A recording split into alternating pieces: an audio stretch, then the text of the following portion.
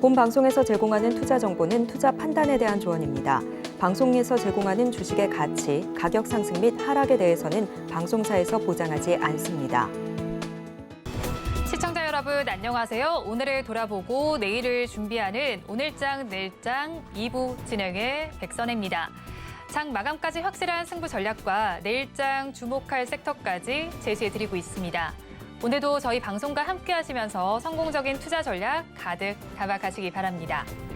본 방송에서 제공해드리는 정보는 투자 판단을 위한 조언일 뿐 해당 주식의 가치와 수익률을 보장하지는 않습니다. 아울러 서울경제TV와 서울경제신문은 당사의 브랜드입니다. 최근 당사를 사칭하는 피해 사례가 늘어나고 있는 만큼 각별히 주의해 주시기 바랍니다. 또 저희 방송 유튜브를 통해서도 보실 수 있습니다. 유튜브 검색창에 서울경제TV라고 검색하시면 저희 방송과 함께 하실 수 있으니까요. 실시간으로 댓글 참여도 많이 해주시기 바랍니다. 그러면 오늘장 내일장 2부 첫 순서로 시작해 보겠습니다. 급락하는 종목에 대한 생존 전략을 모색해 보겠습니다. 종목 SOS 시간, 오늘은 다올투자증권의 이성웅 차장과 연결되어 있습니다. 차장님 안녕하세요. 네, 안녕하십니까? 네, 일단은 급락하는 종목들에 대한 리뷰를 부탁해 드리기 전에 오늘장 리뷰부터 부탁드릴게요. 오늘 시장은 어떻게 보셨나요? 우선 지금 현재 중국 증시 영향이 오늘은 좀 있지 않았나라고 좀 생각이 되고 있고요.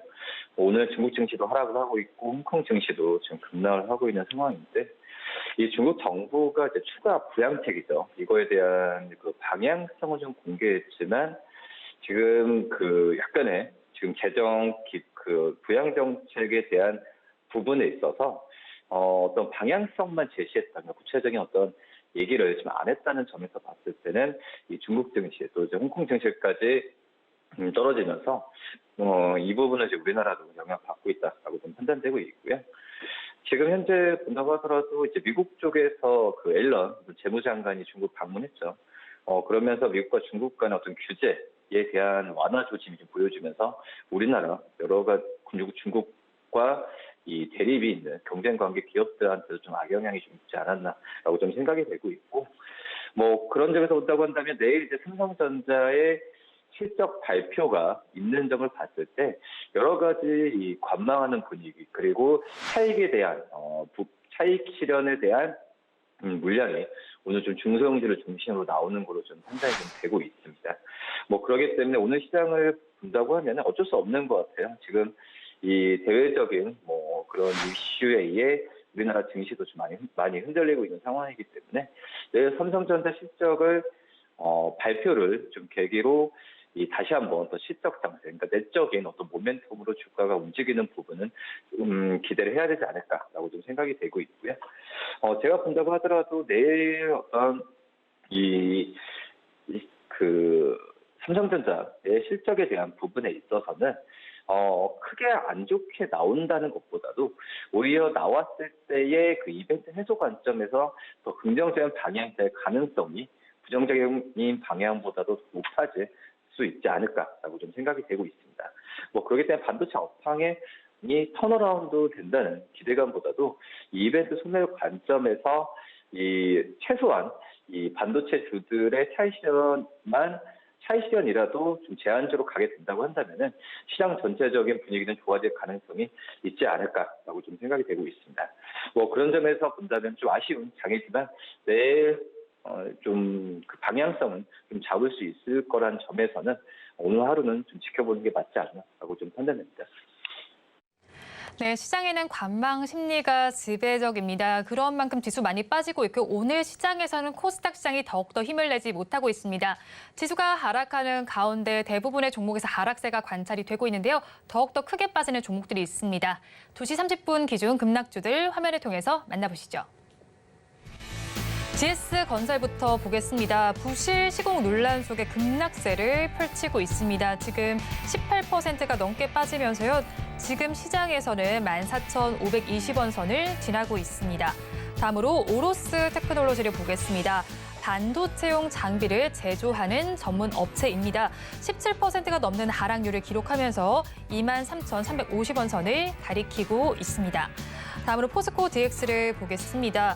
소프트웨어와 정보통신 사업을 영위하는 기업인데요. 오늘 시장에서는 8% 넘게 빠지면서 16,670원 선을 지나고 있습니다.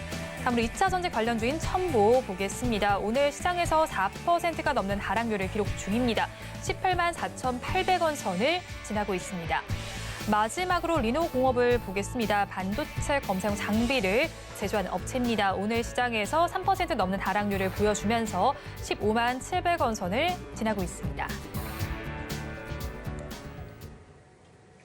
급락하는 종목들을 저와 함께 살펴보셨는데요. 이 종목들에 대한 궁금증이 있으시거나 또 다른 종목에 대한 궁금증이 있으시다면 유튜브 댓글창에 남겨주시기 바랍니다.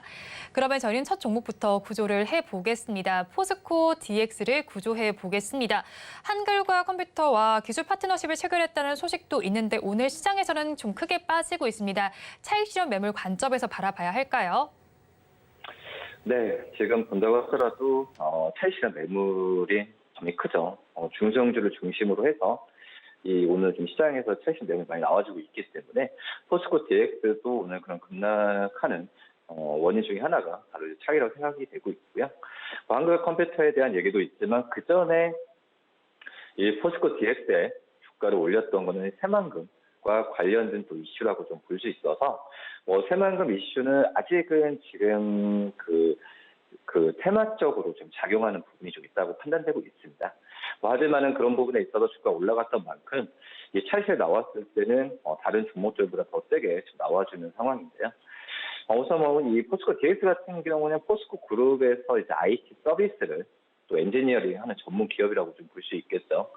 그런 점에서 봤을 때는 이 포스코 그룹 안에서의 이 관계사, 그러니까 어떤 주요 고객이 포스코, 포스코 건설, 포스코 에너지 이런 관계사를 고객사로 두고 있다는 점에서 봤을 때 어떤 재무적인 면이나 향후의 고객 간의 어떤 파트너십을 봤을 때는 좀 긍정적인 요소로 가고 있지 않을까라고 좀 생각이 되고 있고요. 지금 이제 포스코 DX 같은 경우에는 여러 이 포스코 전방 기업들이 좀 해외 진출이나 어떤 신사업을 했을 때 매출이나 수주 부분에 있어서 자연스럽게 따라가는 구조로 가고 있는데 지금 현재 본다고 하더라도 이 포스코 DX가 역점을 두는 가장 좀 관심을 두는 게 바로 이제 스마트 팩토리 부분이죠. 이쪽에서의 성장성에 대한 기대감이 계속 살아있는 그런 상태이고 또 이제 IT 수주가 지금 조금씩 스마트 팩토리 산업과 관련해서 나와주고 있습니다. 그런 점에서 본다고 한다면 시장의 분위기가 전체 산업적인 분위기가 디지털화되는 부분이죠.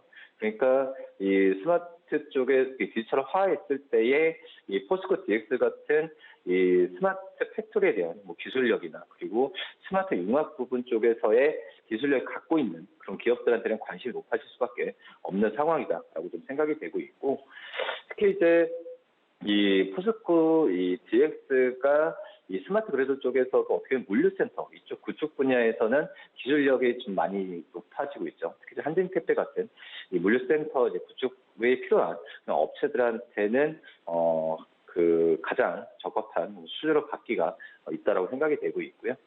그렇기 때문에 지금 이제 포스코 DX의 산업에 대한 성장성은 저는 크게 의심을 안 한다라고 좀 생각이 되고 있고 실질적으로 재무적인 관점에서 봤을 때도 인건비나 여러 가지 경상 연구 개발비 이런 부분이 감소되는 흑자로 전환이 됐던 점에서 봤을 때도 저는 이제 포스코 DX가 그냥 주가가 여러 가지 이슈 때문에 올라갔긴 했지만 주가가 조정을 받았을 때는 이 포스코 DX의 기업에 대한 기업에 대한 전망을 봤을 때는 다시 한번 주가가 재차 올라갈 가능성도 있다라고 지금 생각이 되고 있습니다.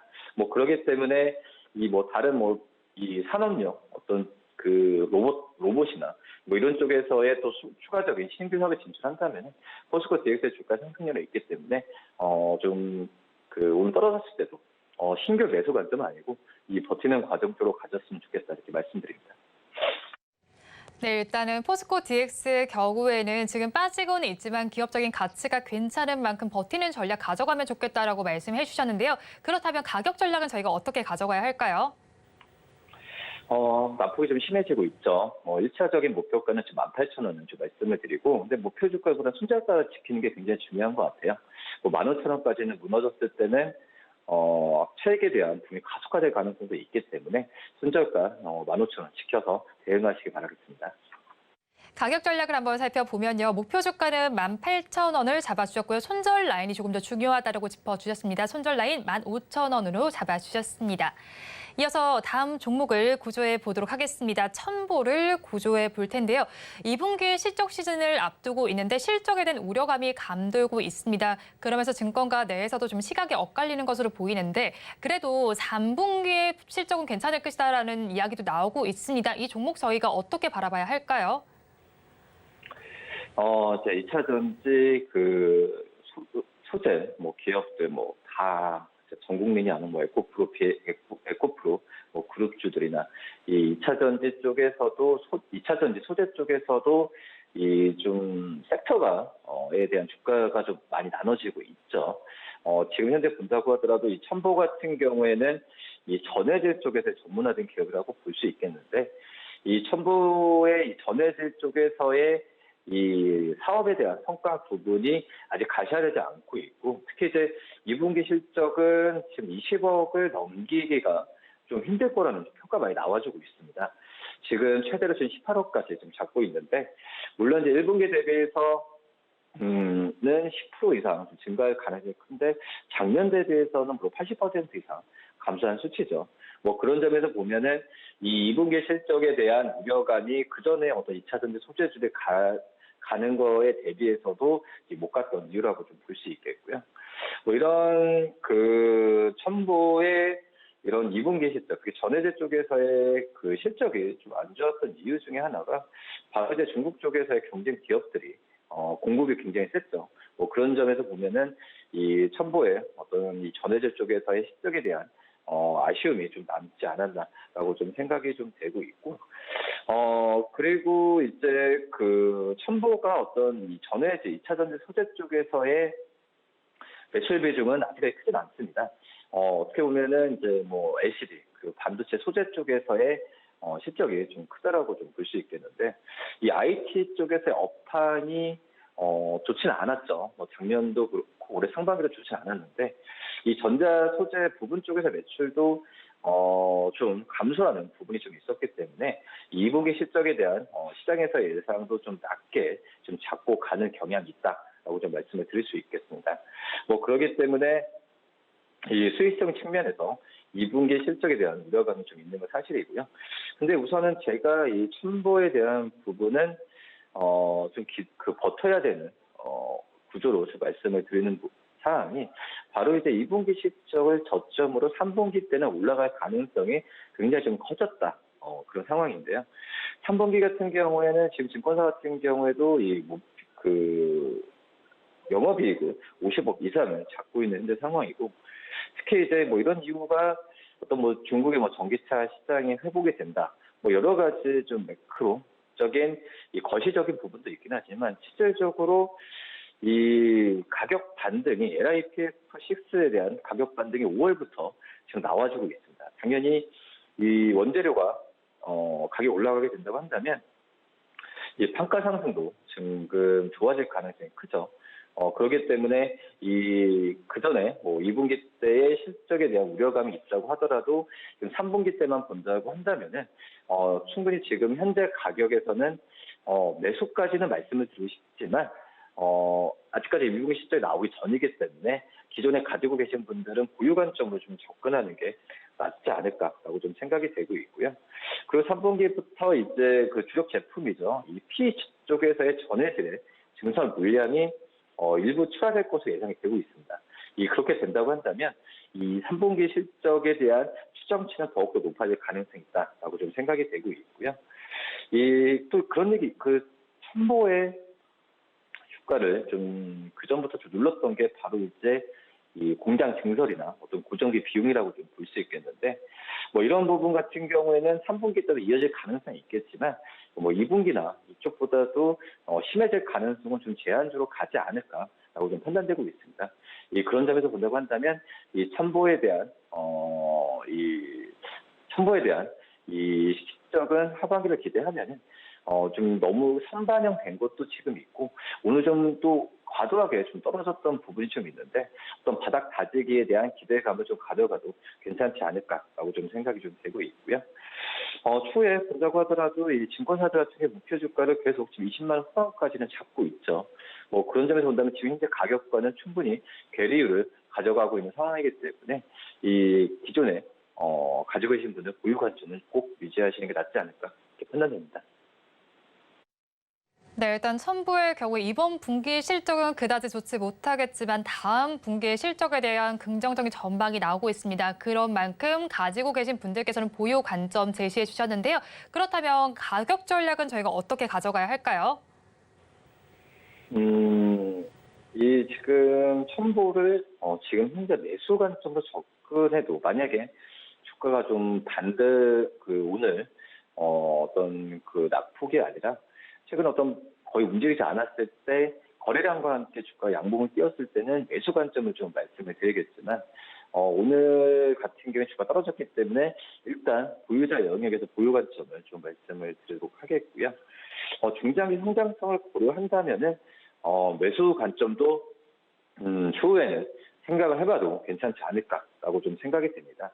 여러 가지 앞서서 말씀드렸던 긍정적인 이슈도 긍정적인 어떤 모멘텀도 있겠지만은 또 이제 뭐 중국 외 지역에서의 이 제품이 좀 출하되는 과정을 좀 지켜본다면은 충분히 이제 이 첨보에 대한 관심을 좀 꾸준하게 가져야 되는 게 맞다고 판단되고 있고요. 1차적인 목표가는 22만 원, 손절가 17만 원 말씀드리도록 하겠습니다. 네, 일단은 가격 전략을 살펴주셨는데요. 1차적인 목표 주가는 22만 원, 손절 라인 17만 원으로 잡아주셨습니다. 투자 의견에 참고해 보시기 바랍니다.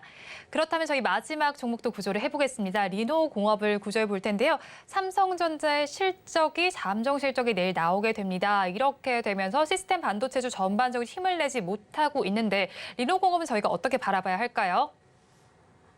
우선 네, 반도체, 삼성전자의 실적의 발표에 따라서 이 반도체주를 다시 이제 주도주로 부상하느냐, 아니면은 차익에 노출되느냐, 제가 서두에 말씀드렸는데, 주도주로 부상할 가능성이 좀 더 있다라고 좀 생각이 되고 있고, 근데 이제 만약에 삼성전자 실적이 예상보다 낮게 나와서 차익에 대한 또 이제 반도체 업황의 사이클에 좀 늦어지게 된다고 하더라도 이 반도체 장비 주주 안에서도 재무적인 부분이나 기술력을 인정받은 기업들 같은 경우는 꾸준하게 잘 간 확률이 높습니다. 그중에 대표적인 게 바로 이제 리노공업이라고 볼 수 있겠고요. 이 프로핀 그리고 이제 텔스 소켓을 만드는 생산하는 업체인데 이 설계부터 가공, 또 사출까지 전부 다 전공정에게 90% 이상을 내재화했기 때문에 이런 기술력도 기술력이지만 이 원가 경쟁력이나 여러 가지 면에서도 지금 시장에서 주목을 많이 받고 있는 그런 기업이라고 볼 수 있겠고, 제가 반도체 업황이 작년부터 안 좋았죠. 이 긴 불황에서 아직까지 좀 시달리고 있는데, 하지만 이제 리노공에 대한 시장의 평가는 주가는 떨어질 수는 있겠지만은 기술력이나 여러 가지 면에서 봤을 때 여전히 30% 중반의 영업이익률을 계속 지금 몇 년 동안 유지를 하고 있는 걸 봤을 때 이 리노공업의 어떤 그 기술력과 또 이제 뭐 판매, 또 매출, 또 고객사와의 관계로 봤을 때는 크게 변화가 없다라고 좀 생각이 되고 있습니다. 뭐 그렇기 때문에 오히려 오늘 주가가 좀 많이 올라서 오늘 좀 조정받고 만약에 내일 또 주가가 조정을 받게 되는 일이 나오게 된다면 저는 매수하는 관점으로 들어가는 게 맞지 않을까라고 좀 생각이 되고 있고, 지금 현재 그 IT 쪽에 본다고 하더라도 지금 어플리케이션이나 여러 가지 모바일의 성장은 좀 둔화되고 있죠. 하지만은 이제 이 사물 인터넷이라는 신규 어플에 대한 어떤 그 반도체 저변이 확대되고 있는 상황이기 때문에 이 리노공업의 이런 수주에 대한 부분은 계속 일어날 가능성이 있다라고 좀 생각이 되고 있고요. 당장의 어떤 시장 규모는 커지지는 않고 있지만 이 차량용 반도체, 또 AR, VR 디바이스 여러 가지 신사업 쪽에서의 이 실적에 대한 어떤 이 리노공업의 말씀드린 제품에 대한 이용도는 계속 높아질 가능성이 크다라고 좀 판단되고 있습니다. 그런 점에서 봤을 때 이 르노공업의 저는 사업성과 매출액이나 여러 가지 부분은 몇 년 동안 계속 이어지지 않을까라고 좀 생각이 되고 있고요. 앞서서 말씀드렸다시피 전공정 90%를 내줘야 했기 때문에 지금 그 효율성 기반한 이익 창출을 지금 계속 하고 있는 점에서 봤을 때 안정적인 어떤 그 반도체 장비나 어떤 부품주들을 매수하고 싶다라고 한다면은 르노공업이 오늘 좀 조정받았을 때 딱이지 않을까라고 좀 판단되고 있습니다. 네, 그렇다면 지금 가지고 계신 분들께서는 어떻게 대응하면 좋을지 궁금한데요. 가격 전략은 저희가 어떻게 가져가야 할까요? 우선 지금 증권사들도 최대 목표 주가를 18만 원까지는 제시하고 있죠.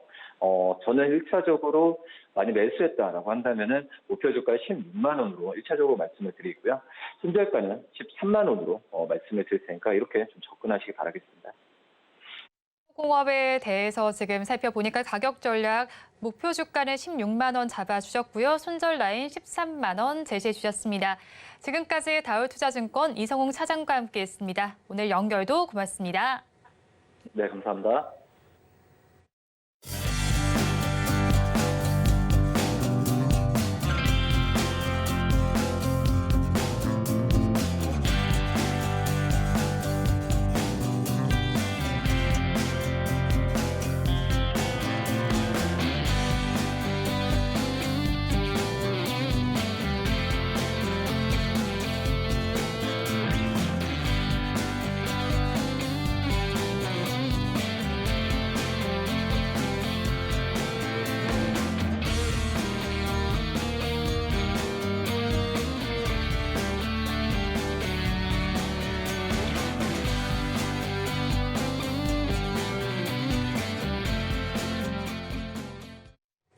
앞서서 급락주에 대한 대응 전략을 살펴봤다면 이번에는 오늘의 매매일지에 성공적인 마침표를 찍어드릴 찬스 종가 베팅 시간입니다. 오늘은 블루드림 리서치 이주현 대표와 함께합니다. 안녕하세요. 네, 안녕하십니까. 네, 일단 대표님, 오늘 시장에서 지금 살펴보는 부분들 어느 부분이 좀 중점적이었을까요?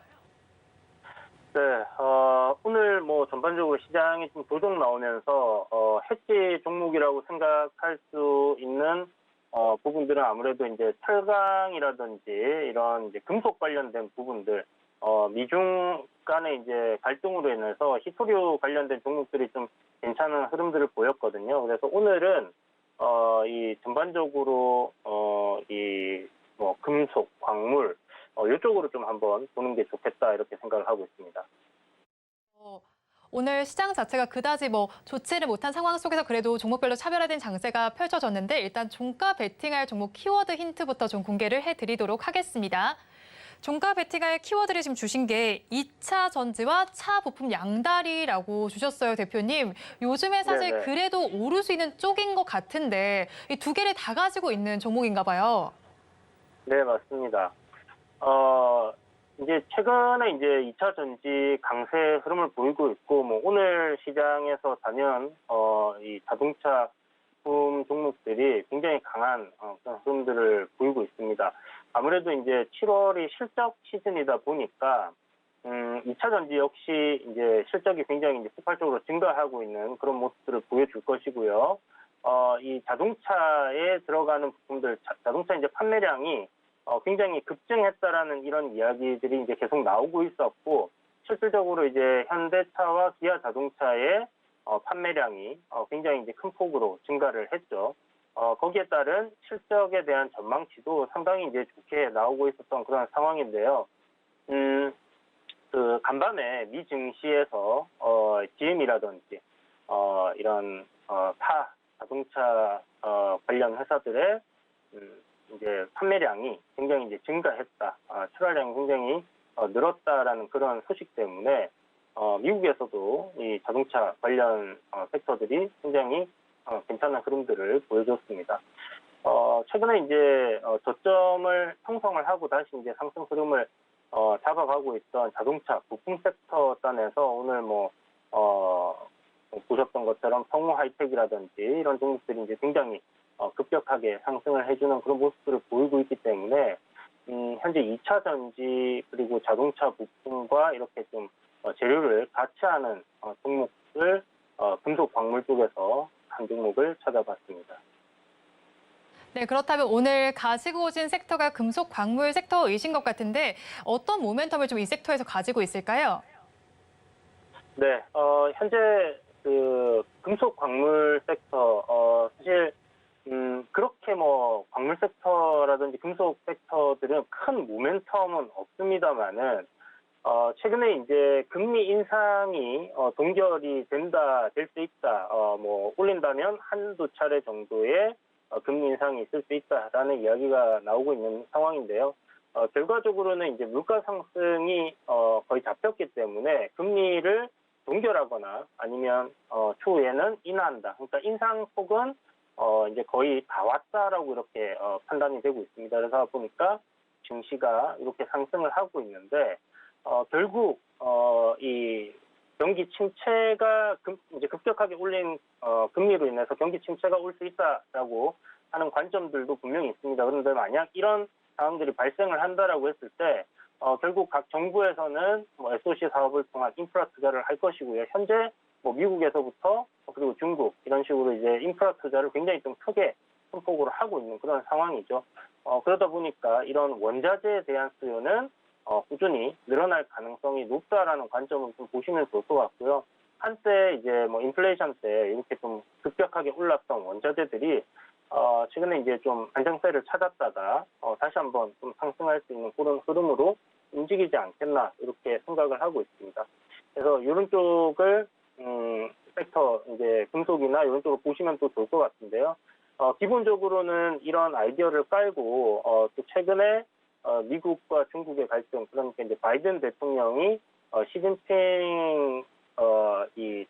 시진핑을 대상으로 이제 딕테이터라니까 뭐 독재자다 뭐 이런 식으로 이제 이야기를 했었죠. 그러면서 중국에서 굉장히 이제 보복을 하겠다라는 이야기가 나왔었는데요.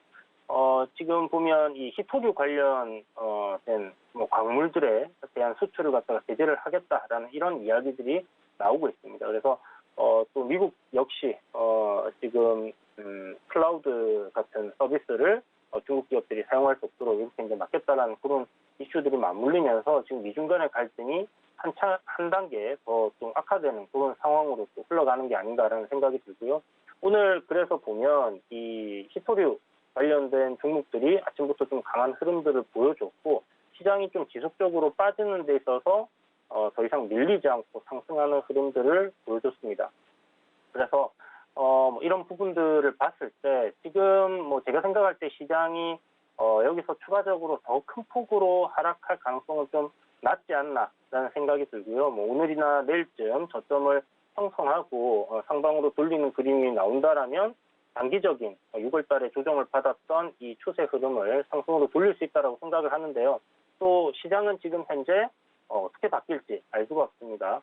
뭐 전일 FOMC에서는 회의록이 굉장히 매파적이었다 이런 이야기들이 분명히 있었고요. 그리고 중국 오늘 이제 보면 상하이 증시 굉장히 이제 뭐 큰 폭으로 홍콩 H지수 지금 3.5% 정도 빠졌었죠. 이게 이제 중국 은행들에 대한 지방 정부 신용 정책 이야기가 나오면서 밀리는 부분이기 때문에 이런 부분들 그다음에 챗GPT 해서 AI 뭐 반도체 이런 부분으로 지금 시장이 많이 올랐었는데 또 이용자 감소로 인해서 이런 부분들이 또 하락한다라는 이야기도 있습니다. 그래서 중국 부동산 뭐 디폴트 우려감이 좀 굉장히 커지고 있다라는 부분들이 또 시장의 하나의 또 악재로 이렇게 또 작용할 수 있습니다. 그래서 어디까지나 이런 부분에 대한 리스크 관리를 좀 한다라고 생각을 하시면서 여러분들이 뭐 이런 금속, 철강 약간 시장이 하락하는데도 불구하고 상승할 수 있는 종목들을 보시는 게 좋겠다라는 생각이 드는데요. 앞서 말씀드렸던 것처럼 이런 해지성의 아이디어도 들어가지만 기본적으로 2차 전지 그리고 자동차 부품단의 양다리를 좀 걸치고 있기 때문에 실적적인 면이 받쳐주는 그런 종목이다라고 보시면 좋을 것 같습니다. 네, 시장은 하락하고 있지만 그래도 상승할 수 있는 섹터를 한번 찾아보면 좋겠다라고 말씀해 주시면서 금속 광물 쪽을 짚어주셨는데요. 그렇다면 오늘 어떤 종목을 가지고 오셨을까요?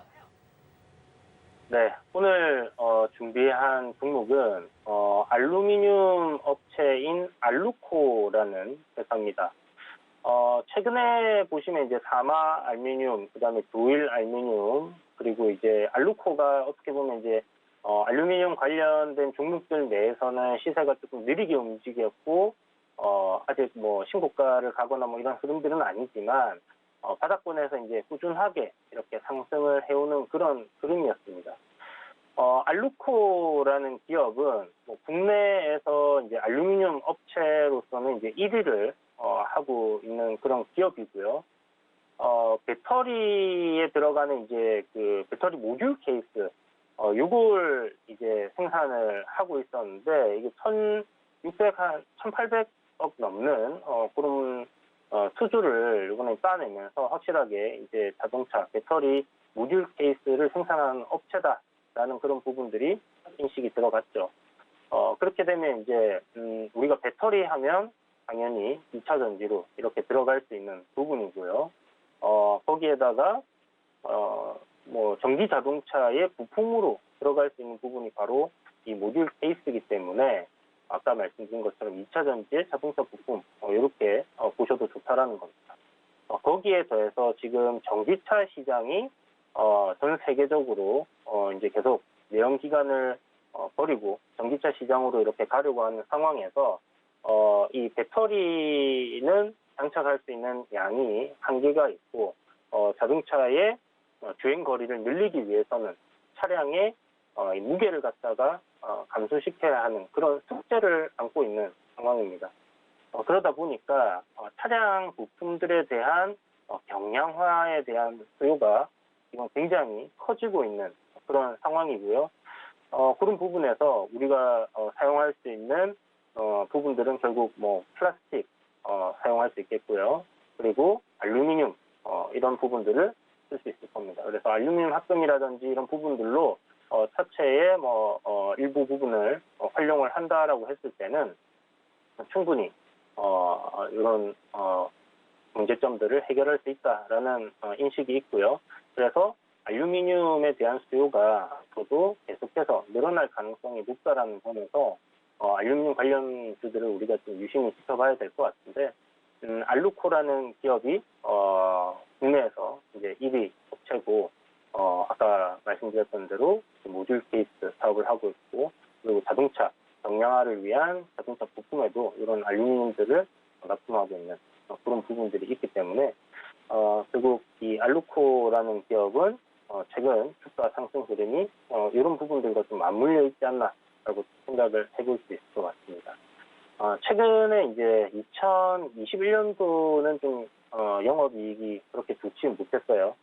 그런데 2022년도 작년이었죠. 작년 실적이 최근에 이제 346억으로 전년 대비해서 한 100% 정도 넘게 실적이 급등을 해줬고요. 그에 따라서 이제 주가도 바닥권을 탈피하고 우상향하는 흐름으로 이제 주가는 상승 흐름을 타고 있습니다. 보시면 이제 1분기 실적 발표가 되었는데 1분기 실적이 영업이익이 이제 140억, 매출액이 1,480억. 그래서 영업이익률이 거의 한 10% 이상 이렇게 나오는 굉장히 좋은 실적을 발표를 했고요. 결국 이게 이제 배터리 모듈 케이스라는 이런 부분들, 그러니까 기존에 없던 새로운 사업에서의 발생하는 그런 이익이 아닐까라고 좀 생각을 해볼 수 있을 것 같고요. 그리고 이제 2차 전지 배터리에 이런 알루미늄을 활용하는 알루미늄 박이라든지 이런 부분들 활용이 이제 된다라는 이슈 때문에 사마 알루미늄이 전체 이 부품단에서 한 비중을 한 10% 정도 차지를 하고 있다라는 이슈로 지금 상승이 굉장히 크게 나왔습니다. 그래서 조일 알루미늄이 그런 부분을 좀 따라가는 형태였는데 알루코 역시 그런 부분에서 수혜를 충분히 받을 수 있는 기업이다라고 생각을 하시면 될 것 같고, 실적이 이제 1분기에 굉장히 잘 나왔어요. 작년 300억에서 1분기에 140억이니까 2분기 실적 그리고 3분기 실적 이 정도의 실적 증가 추세를 보여준다라고 했을 때 대략 한 500억 넘는 그 정도의 컨센서스를 보여주고 있다 이렇게 생각할 수 있을 것 같습니다. 그렇다면 최근 뭐 한 3개년도 2020년부터 2022년까지의 매출액이 증가가 평균적으로 대략 뭐 한 10%에서 13% 사이로 이렇게 증가를 했거든요. 그에 반해서 영업이익은 올해 굉장히 좀 폭발적으로 증가를 하는 그런 한 해를 맞지 않겠나 이렇게 생각이 되고, 또 전기 자동차를 판매가 이제 확대가 된다라고 했을 때 당연히 배터리 모듈 케이스의 판매량도 증가할 수밖에 없겠죠.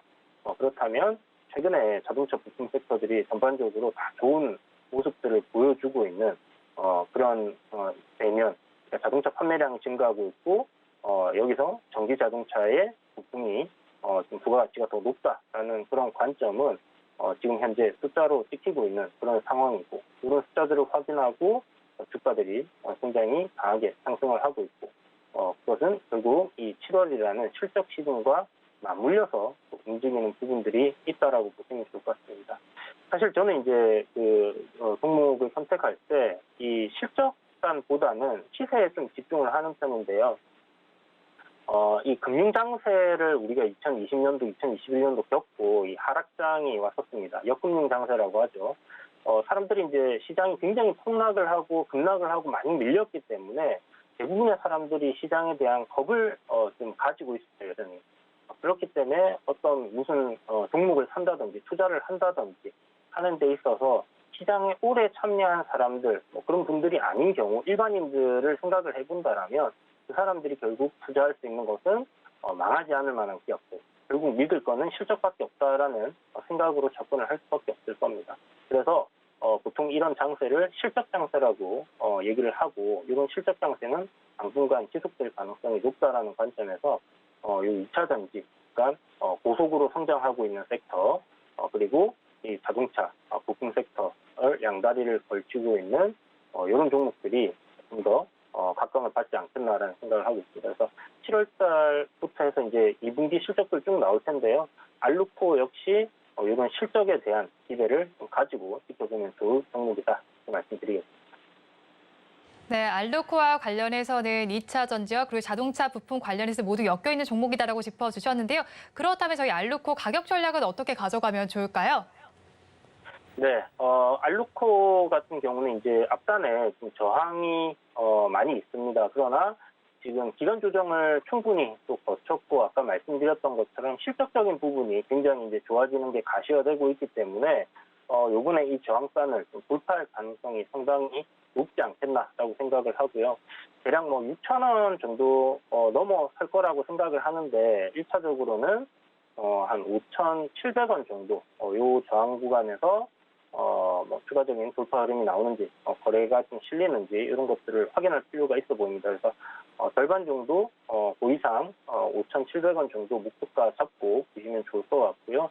손절가는 최근에 조정이 나왔다가 반등이 나왔던 저점 구간을 이탈하게 되면 지금 6월 달부터 이제 상승 추세로의 전환이 되었는데, 이 추세가 훼손될 수 있다 이렇게 생각을 하셔서 리스크 관리 차원에서 4,210원을 손절가로 잡고 보시면 좋을 것 같습니다. 네, 오늘 알루코에 대해서 짚어주셨는데요. 지금 가격 전략 살펴보니까 목표 주가 5,700원, 손절 라인 4,250원 잡아주셨습니다. 지금까지 블루드림 리서치 이주연 대표와 함께했습니다. 오늘 말씀 고맙습니다. 네, 감사합니다. 네, 그러면 저희 마감 동시효과 구간 분위기를 살펴보겠습니다. 우리 시장 계속해서 힘을 내지 못하는 장세가 펼쳐졌습니다. 하반기 첫 거래일은 굉장히 강하게 출발을 해줬는데, 그 이후로 계속해서 시장은 내려앉는 모양새가 펼쳐지고 있습니다. 특히나 코스피 시장은 사흘 연속 계속해서 내려앉는 모습이 보여지고 있는데요. 오늘 장 중의 흐름을 살펴봤을 때도요, 약간의 등락을 거듭하기는 했지만 지금 완만하게 하락세를 나타내고 있는 코스피 시장입니다. 지금 시장에서는 0.03%, 0.81%의 내림세를 보여주면서 거래가 진행이 되고 있습니다. 이어서 수급 상황도 한번 살펴보니까요. 오늘 코스피 시장에서는 외국인 투자자들과 기관 투자자들이 동반 매도에 나서고 있습니다. 지금 상황을 살펴봤을 때 외국인 투자자들은 1,000억 원이 넘게 팔아내고 있고요. 기관 투자자들은 4,000억 원 넘게 팔아내고 있는 장세가 펼쳐지고 있습니다. 개인 투자자들만이 5,000억 원 넘게 사들이고 있지만 지수를 방어하기에는 좀 어려운 것으로 보입니다. 최근에 수급 동향을 살펴봐도요. 기관 투자자들은 3거래일 연속 매도에 나서고 있었고요. 외국인 투자자들은 어제 매수를 하더니 오늘 다시 또 매도세로 돌아서고 있습니다. 개인 투자자들만이 오늘 시장까지 3거래일 연속 매수 행렬을 이어가고 있는 장세가 펼쳐졌습니다. 이어서 시가총액 상위 종목들의 분위기 코스피 시장을 살펴보도록 하겠습니다. 코스피 시장 분위기 그다지 좋지가 못합니다. 일단 1위부터 5위 종목을 살펴보시면요. 1위부터 5위까지 모두 파랗게 질려 있다라고 봐야겠습니다. 그간 많이 올라갔던 종목들에서 내림세가 크게 관찰이 되는데요. 특히나 삼성전자는 내일 잠정 실적 발표를 앞두고 있습니다. 그런데 지금 시가총액 상위 종목들 중에서도 파란불을 켜고 있으면서 71,600원 선을 지나고 있고요. 오늘 SK하이닉스의 낙폭이 더 크게 나타나고 있습니다. 이어서 코스닥 시장의 흐름도 살펴보도록 하겠습니다. 코스닥 시장을 살펴보면요. 코스피 시장보다는 최근 들어서 흐름이 그다지 나쁘지 않았지만 오늘 시장은 급격한 하락세가 나타나고 있습니다. 지금 시장에서 2%가 넘는 낙폭을 보여주고 있는 코스닥 시장인데요. 870선이 위태로운 상황입니다. 이어서 수급 양상을 살펴봐도요. 외국인 투자자들과 기관 투자자들이 동반 매도에 나서고 있습니다. 외국인 투자자들은 1,000억 원 넘게 덜어내고 있고요. 기관 투자자들 3,000억 원 넘는 매도세 보입니다. 반면에 개인 투자자들은 4,000억 원 넘게 사들이고 있습니다. 이어서 시가총액 상위 종목들의 분위기도 살펴보도록 하겠습니다. 코스닥 시가총액 상위 종목들의 분위기를 살펴보니까 그래도 오늘까지 에코프로는 강세장을 연출하고 있습니다. 하지만 장 초반의 상승력보다는 덜한 모습인데요. 강보합권의 거래를 마칠 준비를 하고 있고요. 나머지 종목들은 힘을 내지 못하고 있습니다. 마감 동시효과 구간 함께하셨습니다.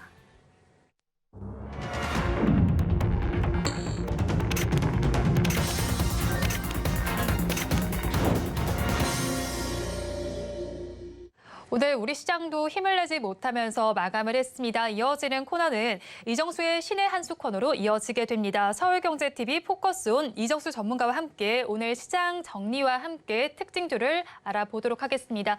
이정수 전문가와 연결되어 있습니다. 전문가님 안녕하세요. 네, 안녕하세요. 신한수의 이정수 전문가입니다. 네, 일단은 시장 전반적인 상황 분위기가 좀 궁금하고요. 오늘 시장에서 어떤 특징주들이 있었을까요? 네, 자, 한번 일단 시장에 대해서 먼저 얘기를 해보겠습니다. 일단 오늘 시장은 둘 다 안 좋았어요. 오늘 코스닥하고 코스피 많이 빠졌는데 특히 코스닥이 장중에 마이너스 2.4, 지금도 종가까지 흐름을 보니까 마이너스 2.3, 이 정도로 지금 마무리하는 것 같은데, 그러니까 2% 넘게 빠졌기 때문에 종목들이 지금 난장판이 됐죠.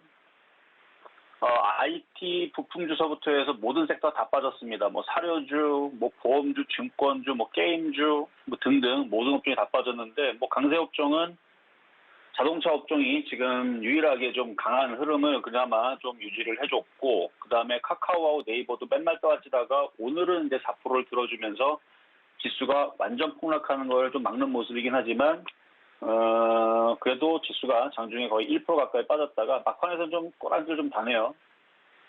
저는 일단 시장에 대해서는 여전히 시장은 상승장이라고 봅니다. 근데 이게 지금 미국하고 중국하고의 지금 이제 회담을 오늘서부터 9일까지, 6일부터 9일까지 들어가는데요.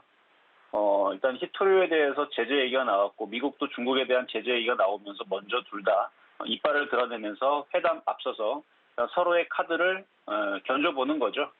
네가 이렇게 하면 내가 이렇게 고통을 주겠다. 서로 이렇게 으르렁거리고 있는데, 아마 협상이라는 게 다 그렇죠. 뭐 초반에서는 서로가 더 이득을 얻기 위해서 공격적으로 가다가 이제 마지막으로 가서 결국은 협상 카드를 조금 더 서로가 이제 하나씩 양보를 하면서 나가든, 그래서 아마 9일날 그러니까 8일날, 9일날이 이제 토요일하고 일요일인데, 그때에서 이제 좋은 얘기가 나와주면서 움직이면은 우리나라 시장은 다음 주 월요일 날에 반등을 줄 것이고요.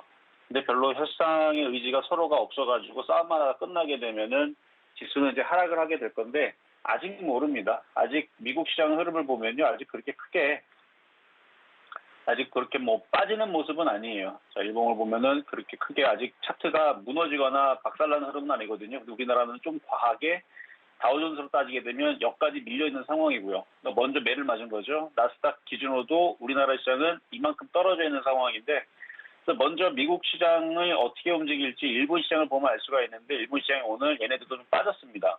그래서 오늘 일본 시장이 빠졌기 때문에 나스닥 시장이 오늘은 좀 흔들릴 수도 있겠다. 뭐 이 정도는 일본 시장을 봤을 때에서는 어느 정도 예상은 되지만, 일본 시장도 아주 심하게 이 저점을 깨면서 오늘 5%, 8% 빠진 건 아니란 말이에요. 그러면 전저점 자리를 지지하는 선에서 이 고점에서 박스권을 움직이면 미국 시장도 하루 이틀은 흔들릴 수 있지만 결국은 또 지지하고 또 다시 반등을 주지 않을까. 그러니까 우리나라 시장도 미국 시장과 일본 시장이 반등이 나올 때 결국은 양봉이 나올 때를 얘기를 하는 겁니다. 그래서 양봉이 나오게 되면서 일본 시장도 양봉이 나오고 빨간색이 나오고 이렇게 빨간색이 이렇게 나오고 미국 시장도 빨간색이 나오고 코스피도 빨간색이 나와야지만 그때서부터 반등을 시작하게 될 건데, 일단 회담이 좀 끝나봐야 알 것 같고요. 이렇게 막 무지막지하게 막 하락장으로 내려가는 듯이 이런 식의 폭락은 좀 어렵지 않나, 그렇게 쉽게 폭락하지는 않을 것 같다. 라는 게 일단은 지금 차트에서 이제 얘기할 수 있는 부분이고요. 그래서 저는 이제 시장 점수를 그래서 한 75점. 그러니까 빨간색만 나오면 85점, 뭐 90점을 줄 수가 있는데 지금은 계속 파란색이 나오고 있으니까 75점 정도 말씀을 좀 드리고, 매수 포인트도 한 75점 정도. 그러니까 70점 밑으로 떨어지면 매수를 안 하는 게 좋아요. 근데 그래도 70점, 75점이면 뭐 단타로는 이 정도 가격대면 좀 해볼 수는 있는데, 자, 그러면 75점하고 90점하고 뭐가 좋은지는 여러분들도 다 알고 계시죠? 그러니까 아직 시장 점수가 안전하게 80점, 85점 혹은 90점으로 올라오진 않았으니까 지금은 이제 현금이 많거나 이런 사람들만 이제 종목들이 많이 빠졌으니까 분할 매수라든지 이런 부분들은 좋습니다. 근데 이미 주식으로 많이 갖고 있는 사람들은 지금 75점 정도밖에 안 되는 이 시장에서 굳이 그렇게 목숨 걸고 매수할 정도는 아니니까, 그래서 좀 더 미국 시장과 뒤쪽을 확인을 하고 하는 게 좋을 것 같고요. 뭐 섹터는 자동차 부품이 강하기 때문에 자동차 부품 한 85점 말씀을 드릴게요. 자, 그리고 이제 테마주도 한 두 가지 정도 살펴볼 건데요. 자, 일단 GS건설부터 살펴보겠습니다. 자, 이렇게 GS건설이 오늘 폭락을 했는데, 추천주로 말씀드린 게 아니고, 오늘 종목들 이제 혹시나 갖고 있는 분들 분석을 해드리는 건데, 일단 건설주의 흐름들이 별로 좋지를 않아요. 현대건설도 그렇고, 삼성 엔지니어링 하나 정도만 살아있고, 나머지 뭐 대우건설부터 해갖고, 뭐 GS건설 다들 머리가 꺾여 있습니다.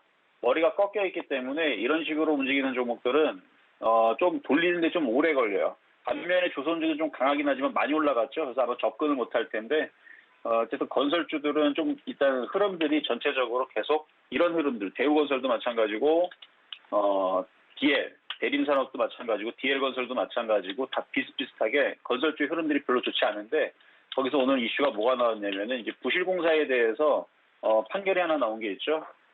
재건축을 하라고, 일단은 그런 내용이 지금 나왔습니다. 그래서 부실 시공이 주요 원인으로 밝혀졌기 때문에, 건설사고조사위원회에서 그렇게 발표를 했다고 합니다.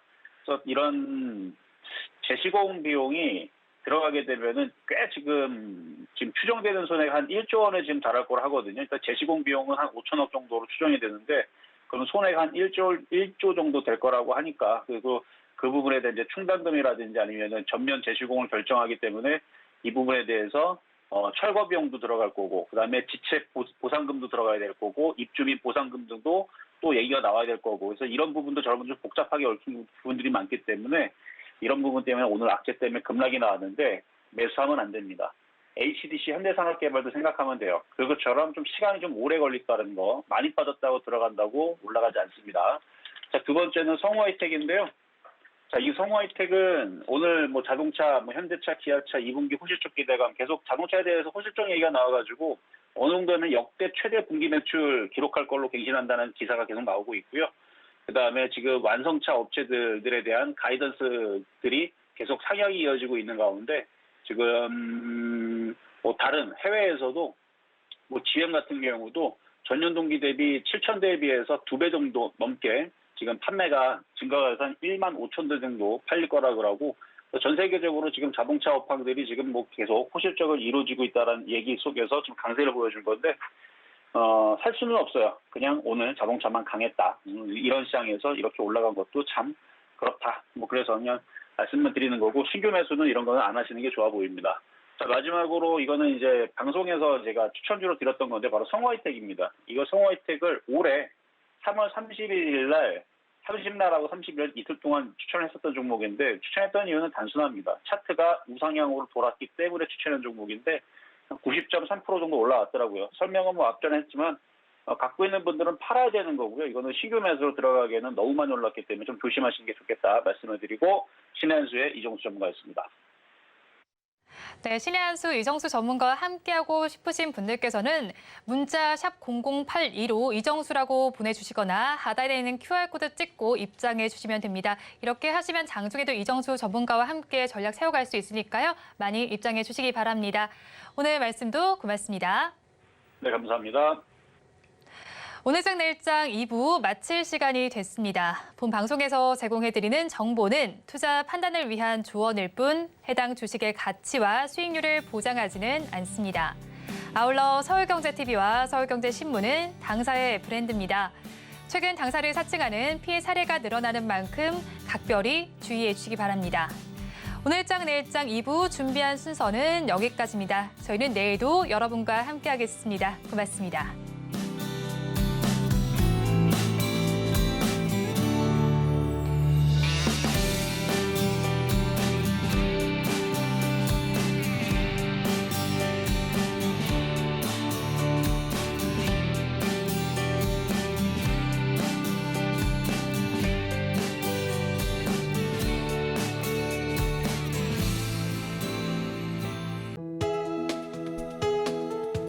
본 방송에서 제공하는 투자 정보는 투자 판단에 대한 조언입니다.